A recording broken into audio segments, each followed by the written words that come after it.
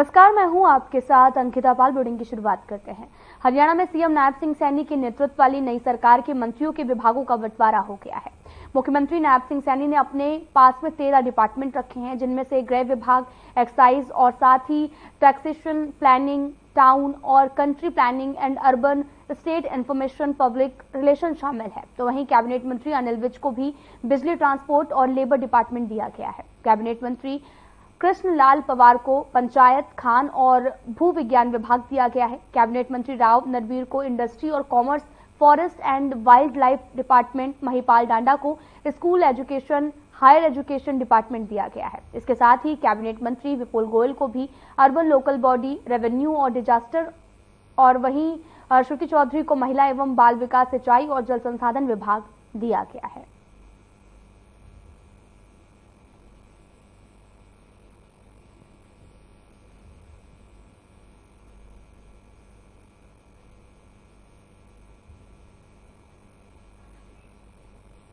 मुख्यमंत्री नायब सिंह सैनी की ओर से मंत्रियों को विभागों का बंटवारा कर दिया गया है, जिसमें से सीएम नायब सिंह सैनी के पास 12 विभागों के कामकाज में गृह और वित्त विभाग भी रहेगा।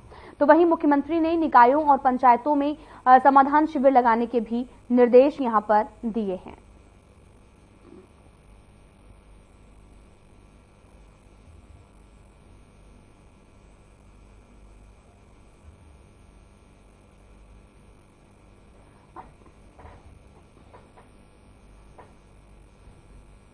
बिजली मंत्री बनने के बाद में अनिल विज का एक्शन देखने को मिला है। अनिल विज ने अधिकारियों को दिशा निर्देश दिए हैं और उन्होंने सबसे पहले खुद का बिजली बिल भरा है। इसको लेकर अनिल विज ने कहा कि बिल भर दिया है तो सब भरेंगे बिल।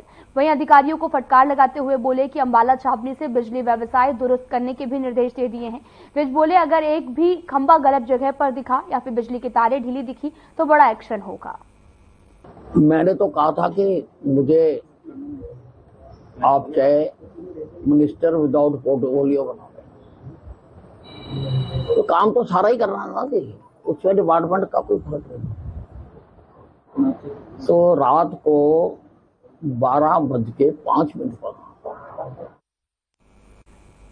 अनिल विज के एक्शन में आते ही अधिकारियों पर गाज गिरनी शुरू हो गई है। आपको बताते चलें कि अनिल विज ने अचानक से अंबाला कैंट बस स्टैंड का निरीक्षण किया। इस दौरान काफी कमियां भी पाई गई हैं, जिसे लेकर बस अड्डा इंचार्ज अजित सिंह को भी सस्पेंड कर दिया गया है। वहीं मंत्रियों को देर रात विभाग वितरित किए गए हैं, जिसके बाद में सुबह से ही अंबाला में परिवहन और बिजली मंत्री अनिल विज का बड़ा एक्शन जो है वो देखने को मिला है। जहां पर सुबह एक तरफ जहां अधिकारियों को फटकार लगाई, तो वहीं दूसरी तरफ अनिल विज ने बस अड्डा इंचार्ज अजीत सिंह को भी सस्पेंड करने के निर्देश दिए हैं। अनिल विज अचानक से बस अड्डा पहुंचे, निरीक्षण किया। इस निरीक्षण के दौरान बहुत सी खामियां देखने को मिली हैं, जिसे लेकर अधिकारियों को फटकार लगाई है।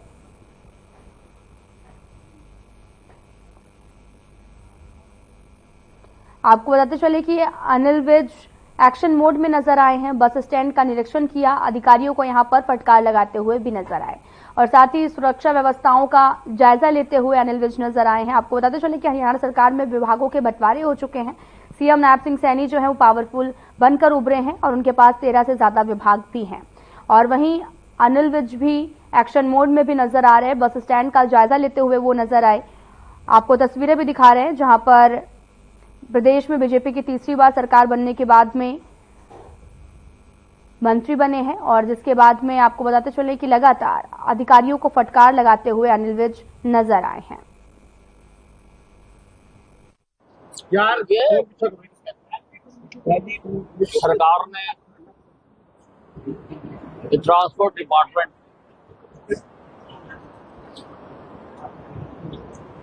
मुझे दिया है मंत्री के तौर पे, तो मैं देखने आया था की हालत, क्योंकि कुछ करने से पहले देखना पड़ता। बहुत बुरा हाल, जो जगह पैसेंजर्स के लिए होनी चाहिए बैठने की, उस जगह पे लोगों ने दुकानें खोल दी।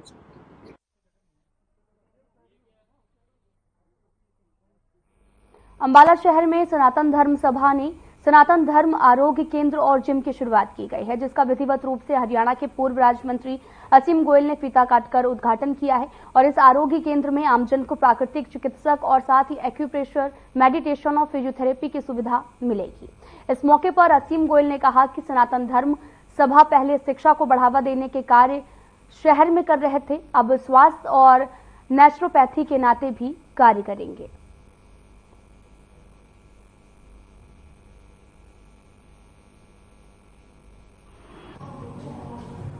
मैं समझता हूँ बहुत अच्छा जो प्रकल्प है आज सनातन धर्म सभा अंबाला शहर, जो पहले माना जाता था कि भाई स्कूल, कॉलेज और मोहम्मदवासी के मेलों को सांस्कृतिक कार्यक्रमों के नाते शहर के अंदर बढ़ाने में लगे हैं, लेकिन अब हेल्थ के नाते भी और एक नेचुरोपैथी के नाते मुझे लगता है कि पहले अंबाला कैंट में एक जो सेंटर था एसडी इंस्टीट्यूट में, आज अंबाला शहर के अंदर भी अपनी तरह का ये दूसरा इंस्टीट्यूट जो है शुरू हुआ है।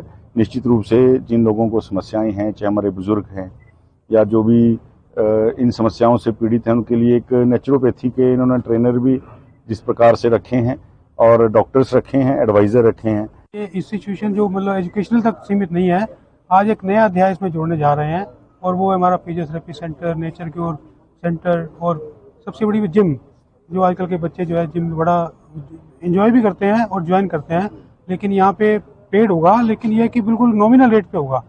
यहाँ पे हमने डॉक्टर भी अपॉइंट किया है और जिम ट्रेनर भी है, तो ये आज से इसकी विधिवत रूप से शुरुआत करेंगे और जैसे जैसे बढ़ता चला जाएगा हम इस पे मतलब डॉक्टर भी और जो भी जरूरत पड़ेगी हम इस पे रखेंगे।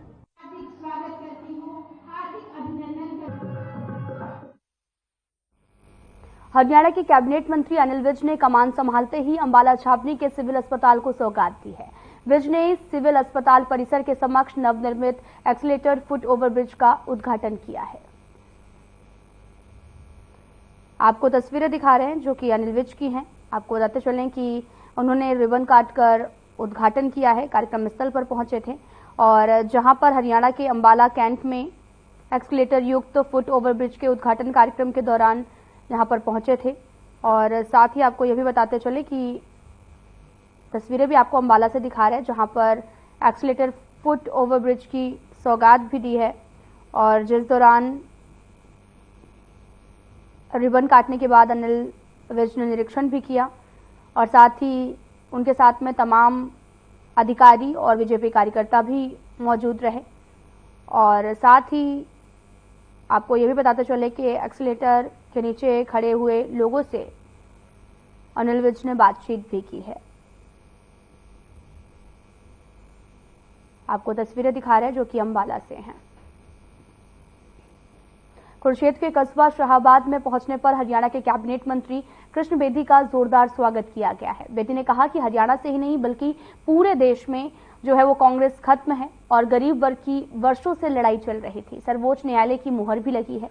मुख्यमंत्री नायब सिंह सैनी ने पहले ही कैबिनेट में लागू कर दिया है। केंद्र सरकार एवं नेतृत्व का भी आभार व्यक्त करते हुए कहा कि समय रहते संकल्प पत्र को लागू करेंगे। हरियाणा सरकार का फोकस शिक्षा, स्वास्थ्य एवं सुरक्षा पर रहेगा। बेदी ने कहा कि उनके पूरे हरियाणा को लेकर सपने हैं, लोगों को किसी प्रकार से परेशान नहीं होने देंगे। उनके पूरे हरियाणा के लिए तपस्या है।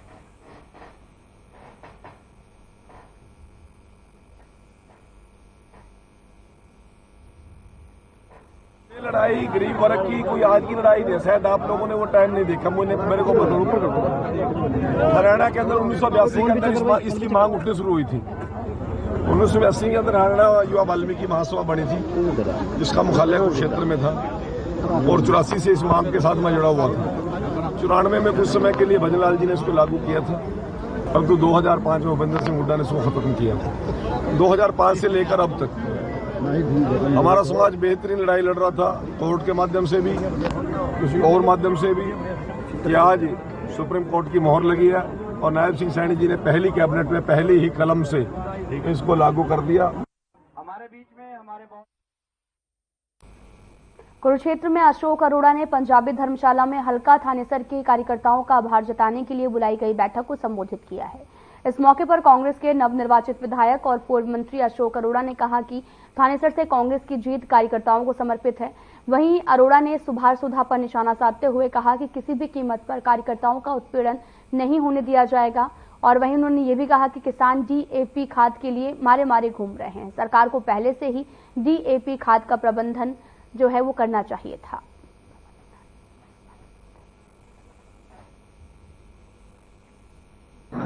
कार्यकर्ताओं ने चुनाव के दौरान बहुत मेहनत करी, बहुत संघर्ष किया, बहुत गुंडों से भी लड़ाई लड़ी, पुलिस से भी लड़ाई लड़ी, आखिर थनेसर में उन्होंने जीत दिलाई। आज उनका धन्यवाद करने के लिए मीटिंग हुई। सर, कल महिलाबाद में कांग्रेस नेता के पिता की गोली मारकर हत्या कर दी गई है, क्या कहेंगे? बहुत दुख है, बड़ा निंदा है। किस प्रकार की यहाँ लॉ एंड ऑर्डर की स्थिति हो चुकी है। आप कुरुक्षेत्र का हाल देख रहे हो कि कुरुक्षेत्र में जिनको सरेआम टांगे गाड़ी रोक के टांगे तोड़ी, आज तक उनके खिलाफ कोई कार्रवाई नहीं, कोई पकड़े नहीं गए। और जिनके ऊपर झूठे मुकदमे रोज पुलिस उनके कह देती है मैंने गाड़ी तोड़ दी। मैंने कल पुलिस कप्तान को कहा था, मैं एसपी साहब उनकी लोकेशन निकलवा दो, जहाँ गाड़ी टूटी अगर 1-1 किलोमीटर दूर तक भी वो बच्चे हो ना तो हमारे में मुकदमे दर्ज कर दिए खुद पे। पिछले 3-4 महीने से सभी साथी में डोर टू डोर अभियान चलाया। पिछले 2-3 महीनों से घर घर जाकर वोट मांगने के काम किया। सभी साथियों ने दिल से मेहनत करी, अशोक अरोड़ा बनकर सबने मेहनत करी। आप सभी बधाई के पात्र हो, एक बार अपने लिए जोरदार तालियां लगा। आप सभी ने मेरी बात को सुना, आपका बहुत बहुत धन्यवाद। अरोड़ा साहब पटेल फोन कराया, बाजी गड़बड़ हो रही है, यो थोड़ा धुंधला सा और उठा, मैं 3 गाड़ी लेके 11 आदमी लड़कियां लेके उड़ गया। 2-3 बहन जी मंदिर में बहन जी राम आए थे, बोले आए थे भाज के कमल देख के ठके थे, तो हम तो आदमी उनके साथ था मारने तैयार। अरोड़ा साहब हमारे लिए सब कुछ है, माता पिता समान है। और मैं ये कहता हूँ अक्सर तेरा जब सर क्या हुड्डा साहब आ रहे थे ना तो मुंह लटका के बैठ गया था। बड़े हुड्डा साहब आए, बोले के बात हो बेटी आशा जी, बोले हार गया, एक दिन बहुत बड़ा आदमी बनेगा, फिर सीएम बना। इसी तरह से 6वीं तक 1वीं अरोड़ा साहब देखिए कितना बड़ा मंत्री बनेगा, कितना बड़ा। पंचकुला में हरियाणा के पुलिस महानिदेशक शत्रुजीत कपूर ने शहीदी दिवस के अवसर पर पुलिस शहीद स्मारक पर पुष्प चक्र अर्पित कर देश के अमर शहीदों को श्रद्धांजलि दी है। उन्होंने कहा कि 21 अक्टूबर का दिन पुलिस शहीदी दिवस के रूप में मनाया जाता है, जो कि 1959 में लद्दाख में चीनी सैनिकों द्वारा मारे गए 10 भारतीय पुलिस सिपाहियों की स्मृति में है।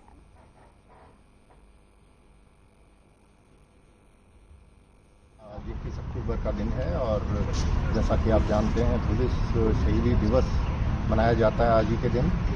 वर्ष 1959 में लद्दाख में सीआरपीएफ के 10 जवानों को चीनी सैनिकों ने घात लगाकर आज ही के दिन उनको मार दिया था और उसी के बाद से उनकी याद में ये इस दिन को पुलिस शहीदी दिवस के रूप में मनाया जाता है। और जो पिछले पूरे साल में शहीद हुए सभी पूरे देश में जो शहीद होते हैं पुलिस जवान और अधिकारी, उन सभी को आज के दिन याद किया जाता है, उनको श्रद्धांजलि दी जाती है। तो वहीं हरियाणा पुलिस महानिदेशक शत्रुजीत कपूर का गैंगस्टर लॉरेंस बिश्नोई का बड़ा बयान सामने आया है, जहां पर डीजीपी ने कहा कि लॉरेंस बिश्नोई पर चल रहे कई हत्या के मामलों और आपराधिक मामलों में हरियाणा पुलिस द्वारा पूरा सहयोग किया जाएगा। लॉरेंस बिश्नोई पर पूछे गए सवाल पर डीजीपी शत्रुजीत कपूर ने कहा कि चाहे बाबा सिद्दीकी मर्डर केस हो या फिर कोई और हत्या का मामला हो, जहां भी ये हुआ है वहां की पुलिस मामले को इन्वेस्टिगेट कर रही है। 21 अक्टूबर का दिन है और जैसा कि आप जानते हैं पुलिस शहीदी दिवस मनाया जाता है आज ही के दिन। वर्ष 1959 में लद्दाख में सीआरपीएफ के 10 जवानों को चीनी सैनिकों ने घात लगाकर आज ही के दिन उनको मार दिया था और उसी के बाद से उनकी याद में ये इस दिन को पुलिस शहीदी दिवस के रूप में मनाया जाता है। कुरुक्षेत्र में हरियाणा राज्य नारकोटिक्स कंट्रोल ब्यूरो यानी कि एनसीबी प्रमुख ओपी सिंह के दिशा निर्देश पर नशे के विरुद्ध 1 दिवसीय जागरूकता कार्यक्रम के अंतर्गत साइकिल जागरूकता यात्रा, पैदल यात्रा, नून नमक लोटा, शपथ और जागरूकता कार्यक्रम आयोजित किया गया है। हरियाणा राज्य नारकोटिक्स कंट्रोल ब्यूरो के जागरूकता कार्यक्रम के संयोजक पुनर्वास प्रभारी उप निरीक्षक डॉक्टर अशोक कुमार वर्मा भी मौजूद रहे। सबसे प्रथम पुलिस लाइन कुरुक्षेत्र से ब्यूरो के जागरूकता कार्यक्रम और पुनर्वास प्रभारी उप निरीक्षक डॉक्टर अशोक कुमार वर्मा और प्रयास फाउंडेशन के पदाधिकारी कर्मचंद साइकिल से लोगों को जागरूक करते हुए वात्सल्य वाटिका पहुंचे हैं।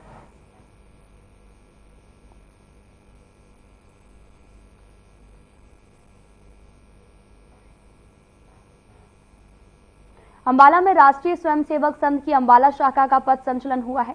सभी सदस्यों ने शक्ति और शस्त्रों की जो पूजा है वो की। पूरे शहर में संचलन किया गया और इस कार्यक्रम में हरियाणा के कैबिनेट मंत्री अनिल विज ने भी शिरकत की। अनिल विज ने आरएसएस के सभी सदस्यों का पर जो है फूलों की वर्षा भी की है।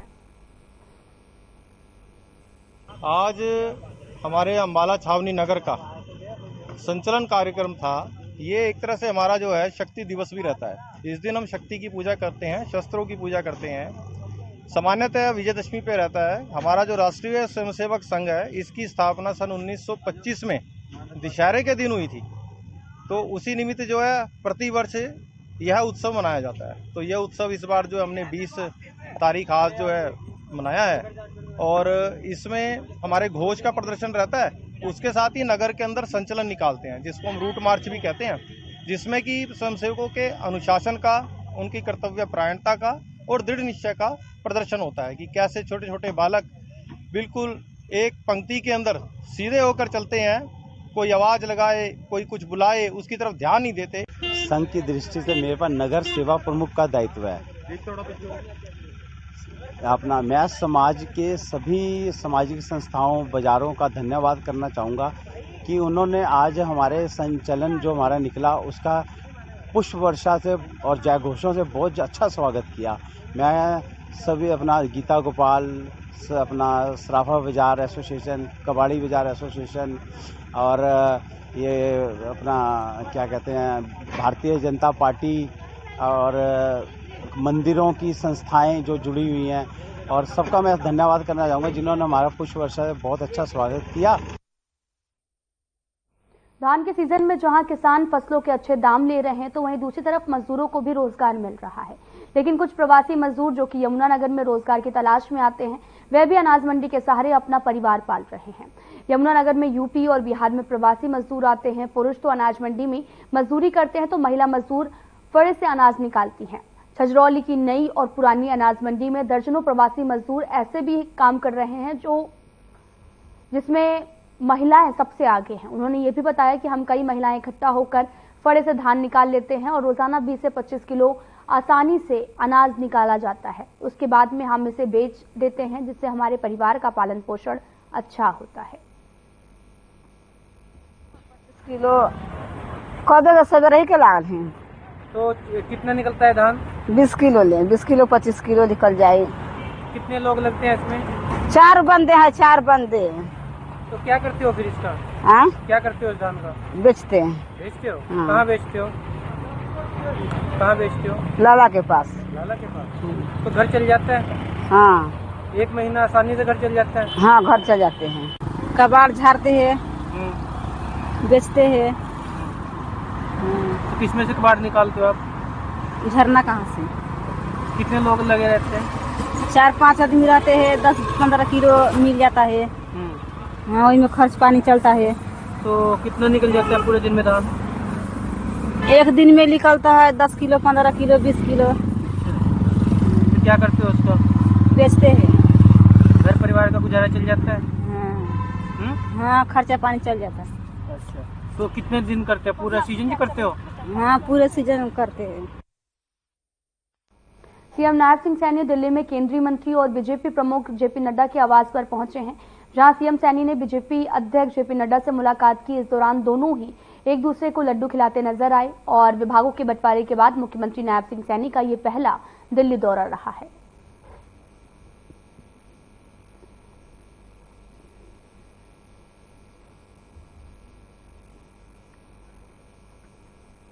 तो वहीं दिल्ली में केंद्रीय मंत्री मनोहर लाल ने आनंद विहार आरआरटीएस स्टेशन का दौरा किया। इस दौरान केंद्रीय मंत्री मनोहर ने मौजूद कर्मचारियों से बात की और आरआरटीएस स्टेशन से जुड़ी जानकारी भी ली है।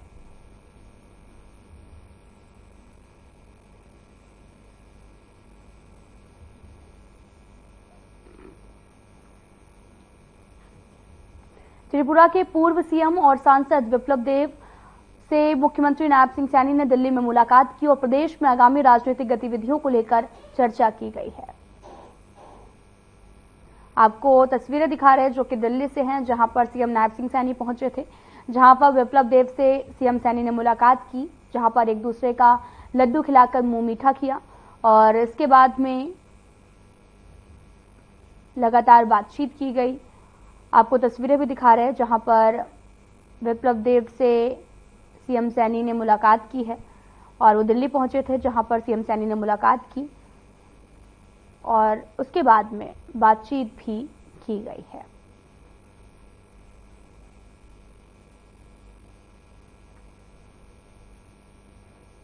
प्रदेश के खेल मंत्री गौरव गौतम लघु सचिवालय पहुंचे हैं जहां गौरव गौतम ने जिलाधिकारियों के साथ समस्याओं को लेकर बैठक की है। बैठक के दौरान खेल मंत्री गौरव गौतम ने अधिकारियों को जनता की समस्याओं को हल करने के लिए सख्त आदेश दिए, तो वहीं अगली बैठक में तमाम अधिकारियों को पूरी जानकारी के साथ आने के लिए कहा गया। इस दौरान उन्होंने कहा कि शहर के विकास के लिए जिले के सभी अधिकारियों को मिलकर काम करना होगा और जनता का सहयोग भी लेना होगा।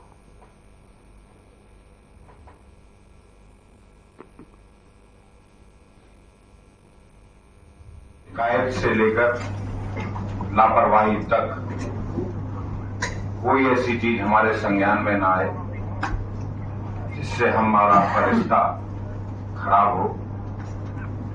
हम सब लोग पब्लिक के लिए, समाज के लिए संकल्पित हैं, प्रतिबद्ध हैं। उनके काम के लिए, उनकी सुविधाओं के लिए, जिसके लिए हमको उन्होंने चुना है, हर उस काम के लिए जो समाज के लिए अच्छा हो सकता है, समाज में सकारात्मक भावना आ सकती है, हम उसके लिए संकल्पवान हैं।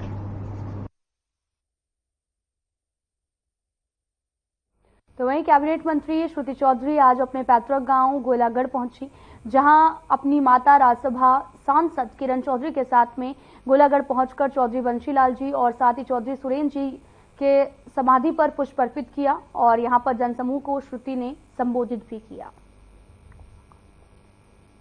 आपको बताते चले कि श्रुति चौधरी गोलागढ़ पहुंची थी जहां पर जनता को संबोधित किया। अपनी मां के साथ में अपने पैतृक गांव पहुंची थी जहां पर चौधरी सुरेन सिंह को श्रद्धांजलि देने के लिए गई थी और इस दौरान उन्होंने वहां की जनता को संबोधित भी किया। आपको तस्वीरें दिखा रहे हैं जो कि भिवानी से हैं, जहां पर भिवानी के गोलागढ़ पहुंची थी।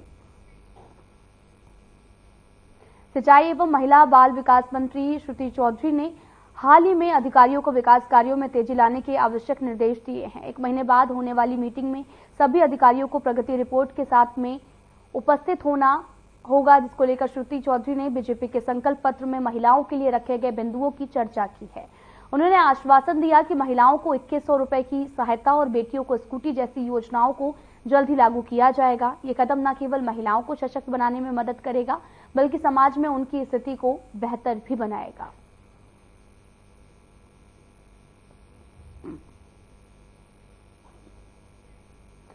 तस्वीरें आपको दिखा रहे हैं जो कि भिवानी से हैं, जहां पर गोलागढ़ पहुंची थी और इस दौरान विकास कार्यों पर तेजी लाने की बातचीत की गई। आपको तस्वीरें दिखा रहे हैं। महिलाओं को सशक्त बनाने के लिए लगातार कई तरह के कदम उठाए जाने की बात कही गई, जहां पर 2100 रुपए और स्कूटी देने की बात की गई है।